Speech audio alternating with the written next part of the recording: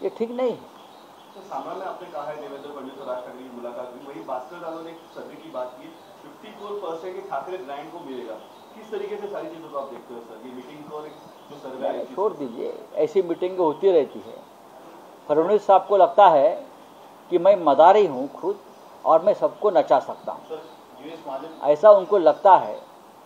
लेकिन आपके हाथ में सत्ता है, पावर है, बिल्डर्स लॉबी है, पैसा है भ्रष्टाचार का, इसलिए आप सबको नचा सकते हो।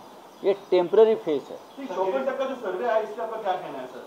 ज़्यादा हो सकता है उससे। बड़ा नंबर है डीएमसी। देखिए, ठाकरे ब्रांड जो है मुंबई में और महाराष्ट्र में, उसको ना मोदी शाह खत्म कर सकते हैं ना देवेंद्र फडणवीस खत्म कर सकते हैं। सर, मराठीमध्ये खरं तर सर्वे आलेले आणि त्याच्यात 54% ठाकरेंच्या शिवसेनेचं मतदान येईल असं एकंदरीत कसं आहे? 100% मुंबई आणि महाराष्ट्रामध्ये ठाकरे हा जो ब्रँड आहे तो अनबिटेबल आहे, अपराजित आहे, अजिंक्य आहे।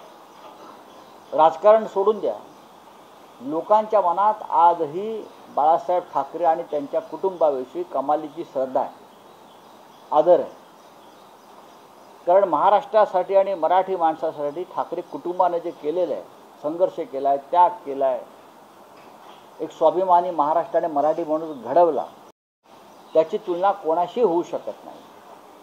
मोदी, शहा, देवेंद्र फडणवीस यांनी किती मोठी बिल्डरांची लॉबी आणि पैशाचे डोंगर उभे केले, तरी या ब्रँडशी तुलना करू शकत नाही। आणि सत्य आहे, विधानसभा निवडणूक आपण लांड्या लबाड्या करून जिंकलात, महानगरपालिकेच्या दृष्टीने आपण तीच तयारी करतात, पण यावेळेला जनता अत्यंत सावध आहे। हा ब्रँड आगामी पालिकेच्या निवडणुकीत एकटाच असेल का? कारण पाहू ना आपण आता, तुम्हाला येणारा काळ दाखवून देईल काय करायचं आहे ते।